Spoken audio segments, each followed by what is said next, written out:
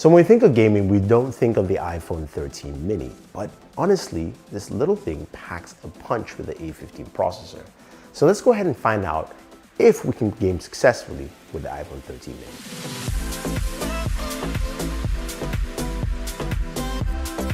Hey guys, Thunder E here, and welcome to my video on gaming on the iPhone 13 mini. Now before we go ahead and check out this tiny little device, go ahead and smash that subscribe button and notification icon on this video. Now, I also want to give a big shout out to our sponsor of this video, Jaybirds, with your Jaybird Visitors 2. Stay tuned for more information about them because they are some pretty cool headphones. So, the iPhone 13 mini, it is a small device. Honestly, it is quite quaint, if you will. Fits in the palm of my hand, like it's that small. For me, it's really, really small. I'm gonna say it again. But this is a device that a lot of people like the form factor and size, 5.4 inches. It feels like it's very nice and pocketable. And a lot of people are looking for devices like this who are iOS users. So of course it makes sense to see how well it performs with gaming, which is why Apple has the A15 processor in here.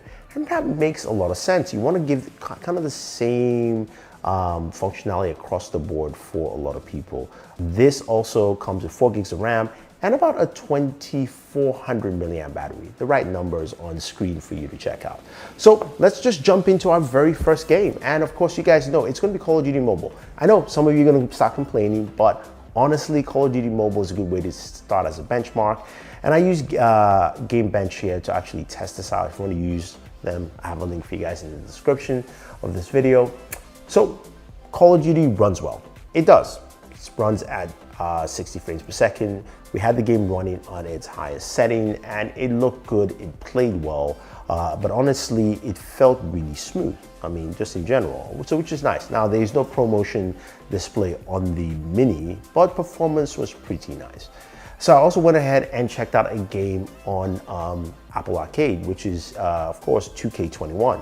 Now, 2K played well, and do not mind the score on this though, because I'm terrible. I was terrible at it. I was trying to focus on recording, but also ran at 59 frames per second, solid 60 FPS, if you will. No dips in performance anywhere. Now, the cool thing about the iPhone series this year is that Apple has done some improvements to the speakers. So let's take a quick listen doing some gameplay on how the speakers sound.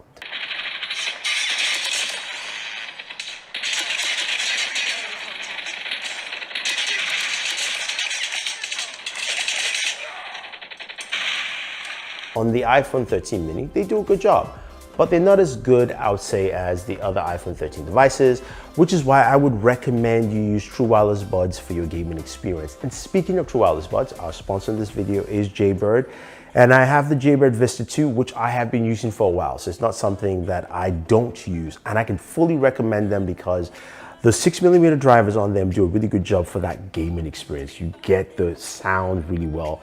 Plus, the application allows you to do much more than just listen to music and customize EQs. You have different sound profiles, which you can use for different things. I have one for gaming. I've got one for working out. And speaking of working out though, this thing is durable. They call it airproof durability, but honestly, it does a great job in the gym. I use it every time to work. I use it in a lot of places too, like me, you know, walking around in the park and being aware of my surrounding because of the Sound Sense ANC and showing off my soccer skills. Well, at least whatever is left of it anyway. And the battery life is great at 24 hours with 8 hours per buds, 5 minutes of charge, you give me an hour. These are good pair of buds to definitely pick up, especially with the iPhone 13 mini. So if you're going to do that, definitely head over to jaybirdsports.com or your local Best Buy. And if you use the link down below, you get 10% off using the promo code. Now let's get back to what we do best here, which is game. Next up is Genshin Impact. Ooh, this one was very, very interesting. So I played Genshin Impact on the iPhone 13 mini for roughly around 20 to 25 minutes. Within the first 5 minutes of gaming with Genshin Impact, my frames per second dropped drastically down.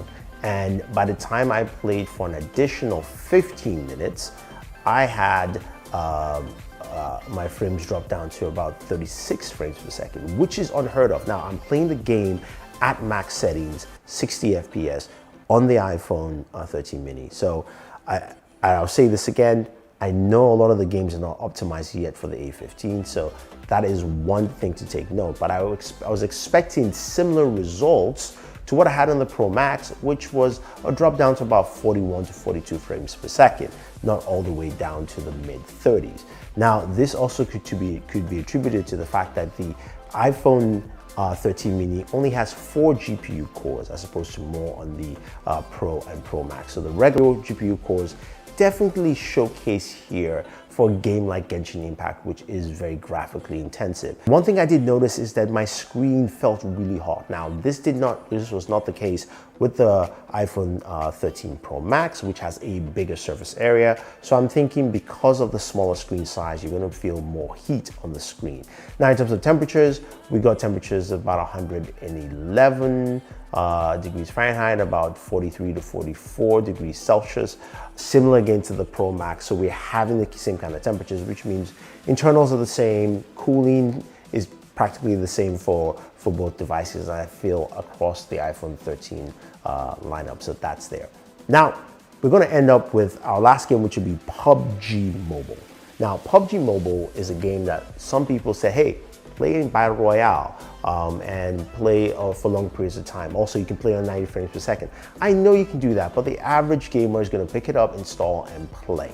Now, until it's optimized fully for 90 FPS or more, we will have to see that, of course, on the Pro Max. But anyway, on this device, I played PUBG Mobile for about 40 minutes. That was as long as my Battle Royale gameplay session was, and it ran well. It ran well on Smooth Extreme, 59 frames per second.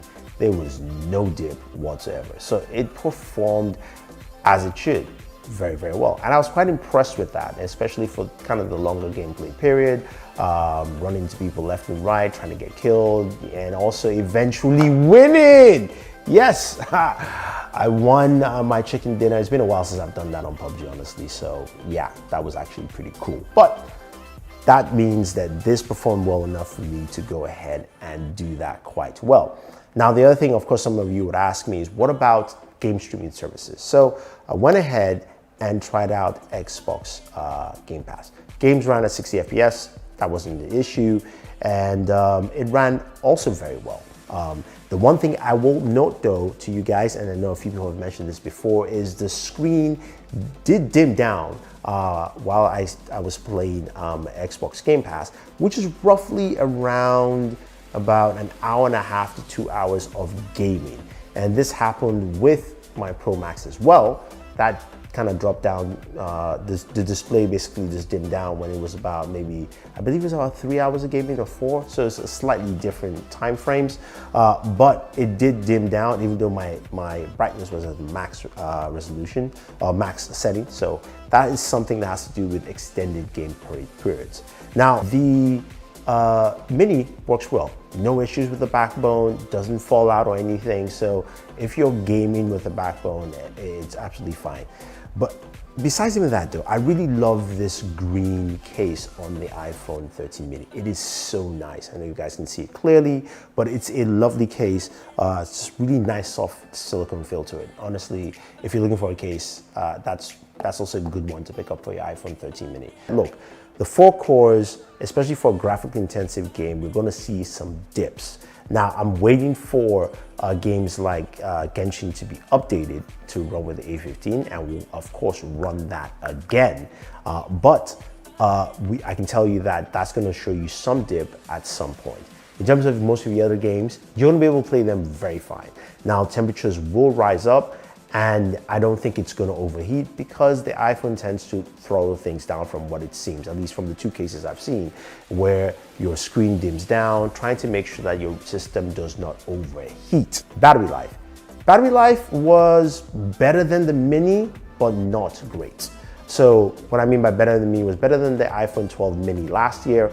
It completely drained by the time I started gaming. So far with about 2.5 hours of gaming, starting at 100%, I am down to about 70%. Now this is with some charging in here or there. So I'm looking at about a 20% loss, 20 to 25% loss or so. which for the mini compared to what I had last year is much better. So I would say you can game, but still have a charger on hand. So there you go, guys. If you have any questions, any comments about gaming on the iPhone 13 mini, let me know, or any other iPhone or Apple devices. I'll be covering gaming on the iPad mini as well, so stay tuned for that. And